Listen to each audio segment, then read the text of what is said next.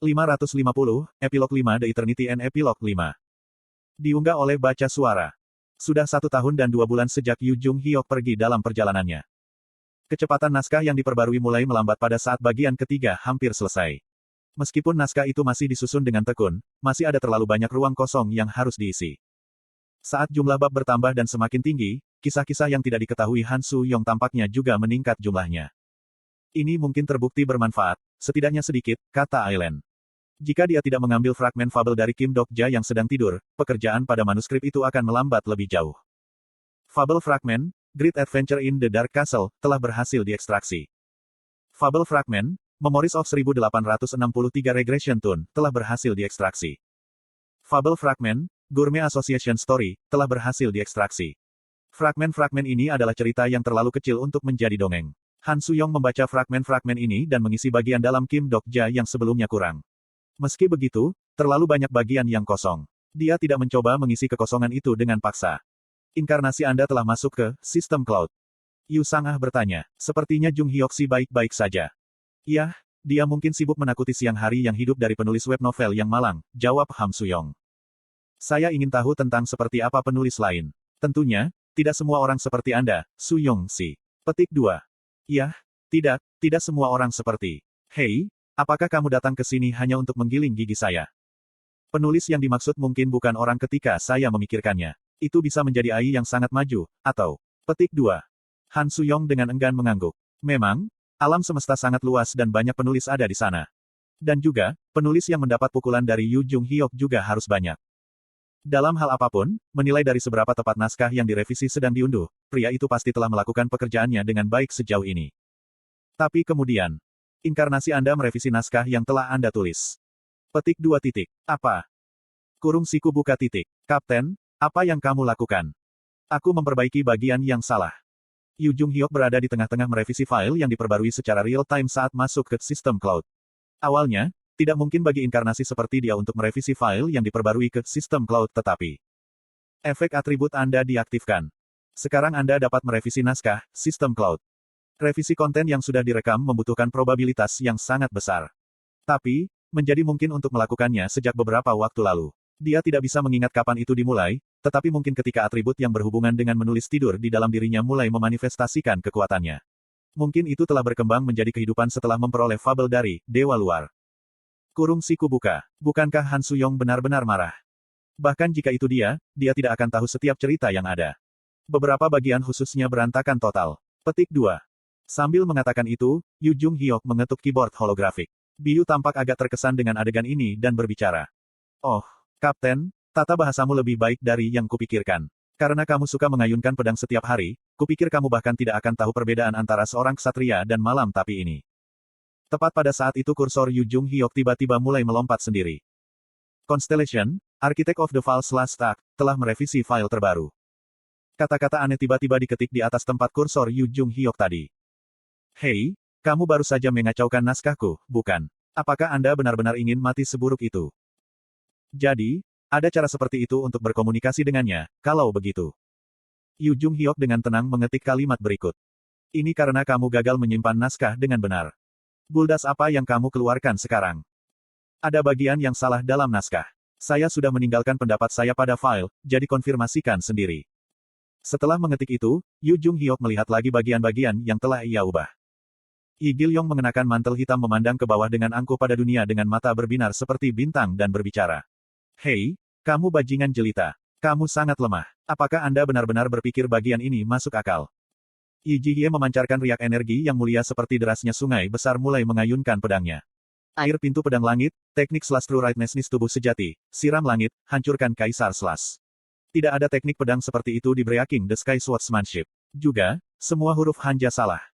Han Su-yong terdiam beberapa saat di sana. Apa-apaan ini? Aku tidak ingat pernah mengetik kalimat-kalimat ini sebelumnya. Tunggu, ini belum diterbitkan, kan?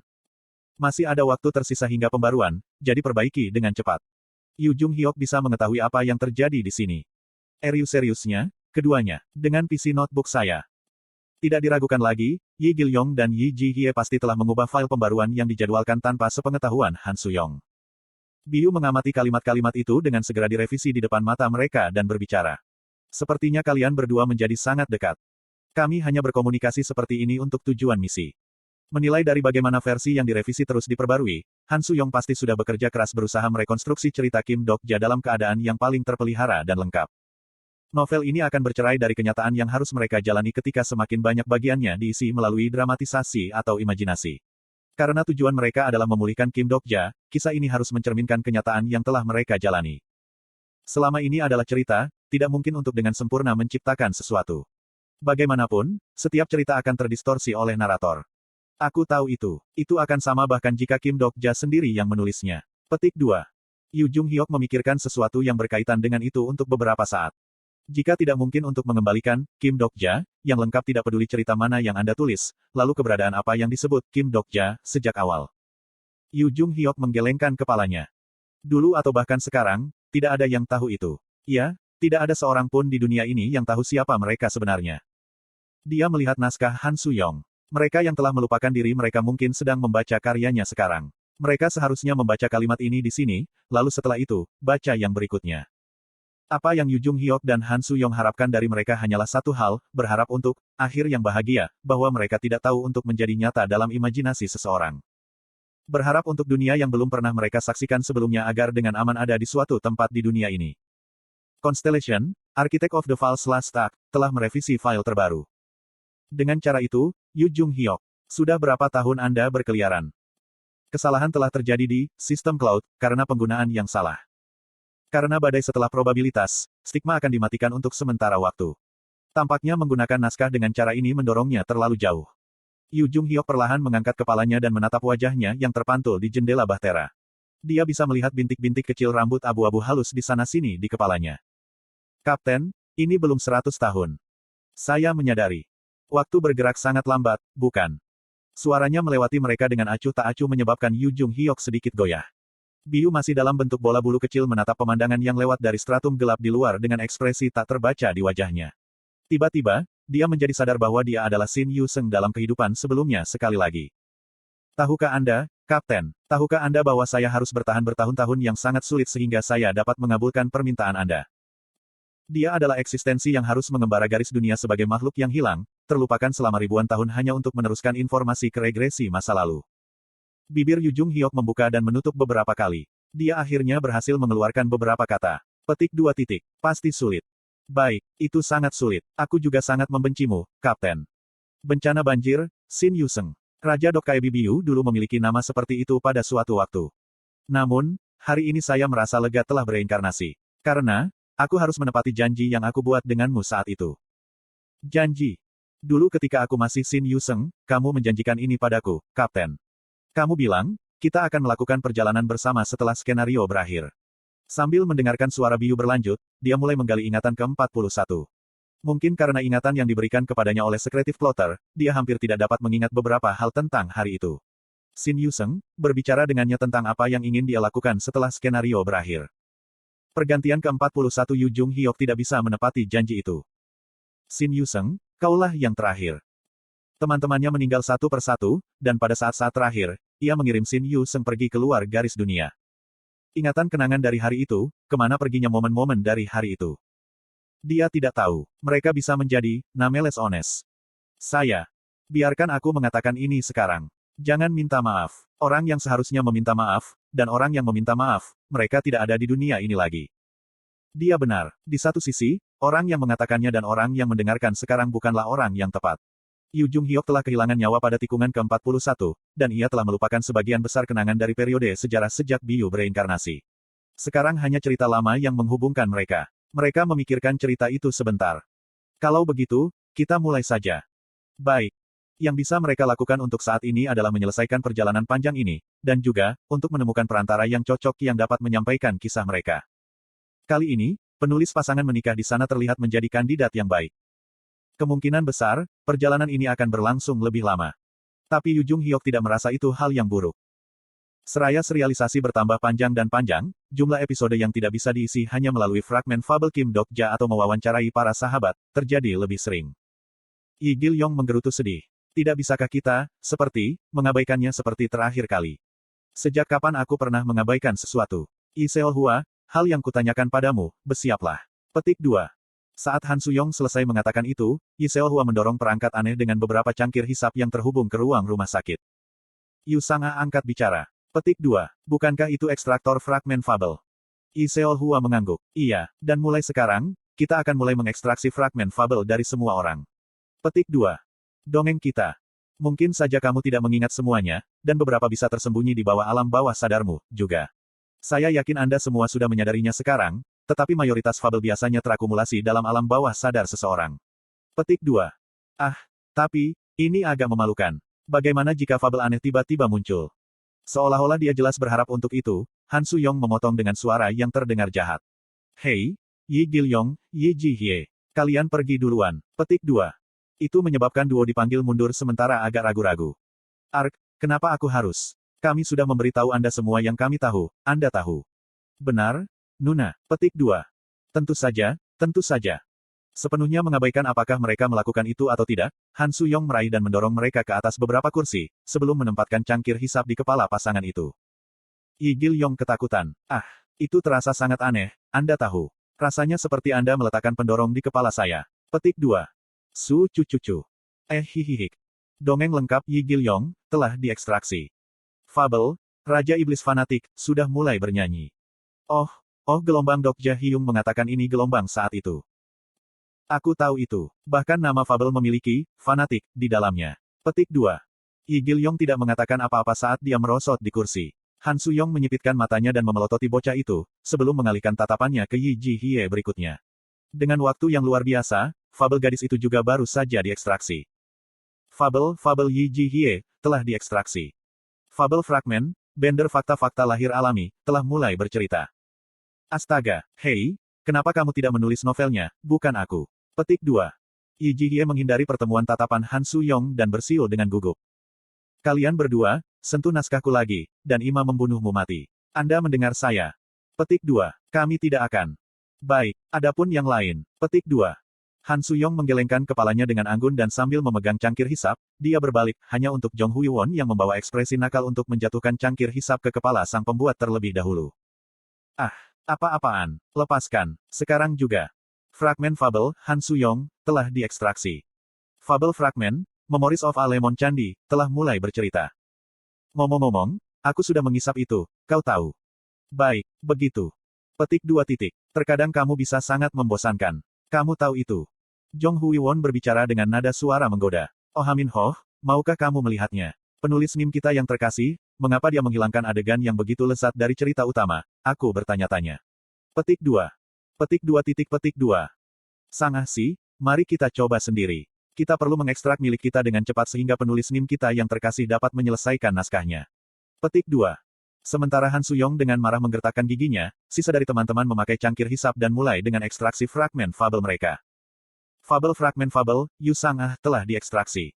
Fabel fragmen, kerja keras, ketulusan, kesabaran, telah diekstraksi. Petik 2. Titik. Apakah itu moto keluarga Anda? Petik 2. Semua orang harus belajar dari contoh Yu Sangah Si. Fragmen fabel tambahan telah diekstraksi dari Yu Sangah. Fabel fragmen, kenangan pertama yang tajam, memegang tangan dingin, telah diekstraksi. Mata Jong Hui Won membenarkan bahwa fabel sedikit berkilau. Itu adalah fabel yang dia juga tahu, itu sebabnya. Namun, ada beberapa orang di sini yang tidak tahu tentang apa itu. Han Suyong bertanya, apa ini? Kamu pernah memegang tangan Kim Dok-ja sebelumnya? Petik 2. Gelombang. Saya benar-benar lupa tentang itu. Ada sesuatu seperti itu, tidak ada di sana. Petik 2. Mengapa kamu memegang tangannya? Apakah kamu penasaran? Aku harus menulis novelnya, jadi cepatlah dan keluarkan. Di samping duo, Jong Hui Won mengenakan cangkir hisap di kepalanya tersenyum pada mereka. Hei, Han Suyong. Tidak aneh jika kawan dekat saling berpegangan tangan, kan? Mengapa kamu bereaksi begitu? Petik 2. Fabel fragmen, Jong Hui Won telah diekstraksi. Fabel fragmen, aku telah melihat Black Flame Dragon, Raja Iblis Keselamatan, telah diekstraksi. Han Suyong menyipitkan matanya. Oh, jadi kawan yang sangat dekat bisa menunjukkan satu sama lain hal seperti itu juga. Hahaha, yah, kupikir perangkat ini telah mengembangkan semacam kesalahan. Fragmen Fabel Yi Hyun Seong, telah diekstraksi. Fabel fragmen, aku pernah melihat Black Flame Dragon, Raja Iblis Keselamatan, telah diekstraksi. Jong Hui Won bertanya, benar-benar diambil kembali. Hyun Seong Si, kenapa kamu juga punya fabel itu? Petik 2. Hui Won Si, apakah kamu lupa? Kami melihatnya bersama, bukan? Petik 2. Apa yang kalian berdua lihat bersama? Petik 2. Ketika Yang Hayong mulai mengomel, Jong Huiwon goyah sedikit dan mulai bergumam tentang beberapa hal acak dengan nada suara yang jelas bermasalah. Sementara pengawasan ketat difokuskan di tempat lain, Han Suyong diam-diam meninggalkan tempatnya dan mendekati ekstraktor dongeng. Untuk beberapa alasan, dia tampak sangat cemas. Dia mengalihkan pandangannya di antara teman-teman dan ekstraktor dengan ekspresi yang rumit, sebelum dengan hati-hati mengulurkan jarinya ke tombol daya perangkat. Jong Huiwon terlambat menemukan pemandangan itu dan berteriak. Han Suyong, apa yang kamu lakukan? Kamu lebih baik mendengarkan dengan baik sekarang jadi kamu tidak membuat hal-hal menjadi kacau. Petik 2. Analisis tentang fragmen fabel tambahan, Han Suyong, telah selesai. Fabel fragmen, aku menghancurkan Black Flame Dragon milik Demon King oleh Mista. Hampir di saat yang sama, Han Suyong mematikan perangkat. Oke, jadi, serangan dari Jeon Wochi terbang ke tempat itu, kan? Petik 2. Sementara terlambat mengetik konten tambahan untuk bagian pertama, Han Suyong dengan lembut menggerutu pada dirinya sendiri. Sial, kejadian yang aneh sekali. Fabelnya yang terdengar aneh hampir ditemukan oleh para sahabat. Bagaimanapun, dia harus menulis naskah yang sebagian besar bebas masalah semua berkat mengekstraksi fragmen fabel dari para sahabat. Ini adalah novel yang dia tulis ketika menggunakan informasi yang pasti sebagai fondasinya sambil menghilangkan bagian-bagian yang tidak dia ketahui. Pada titik ini, dia bahkan tidak yakin apakah akan menyebut ini novel atau esai. Ketika pekerjaan itu beringsut lebih dekat ke paruh kedua, nuansa rasa sakit mulai merayap pada ekspresi para sahabat. Kenangan masa bahagia mereka akhirnya akan berakhir sebagai kesimpulan yang harus mereka hadapi. Sebuah akhir di mana semua upaya mereka telah berubah menjadi tidak lebih dari gelembung, dan Kim Dok-ja gagal untuk kembali ke pihak mereka. Yi Gil-yong bertanya. Petik 2. Apa artinya menulis tragedi seperti ini? Ada beberapa. Mereka mungkin gagal mengubah apapun, tetapi itu tidak berarti mereka menyerah. Fakta itu saja sudah cukup untuk menghibur seseorang. Bahkan jika seseorang itu adalah diri mereka sendiri. Jadi, sekitar waktu 8 bulan berlalu, Han Suyong berhasil menulis jalan melewati bagian keempat dan kelima untuk mencapai epilog. Dan ketika perasaan pembebasan dan kegembiraan yang meningkat menyelimutinya, dia mulai bekerja pada bagian akhir naskah. Sistem garis dunia yang berlaku telah mencapai batas penuaan. Pada saat itulah sesuatu yang tak seorang pun dapat meramalkan terjadi. Setiap sistem dalam garis dunia yang berlaku memasuki fase kepunahan. Petik 2. Apa? Stigma, sistem cloud, telah berhenti berfungsi. Jika Anda menemukan kesalahan tautan rusak, konten non-standar, harap beritahu kami sehingga kami dapat memperbaikinya sesegera mungkin.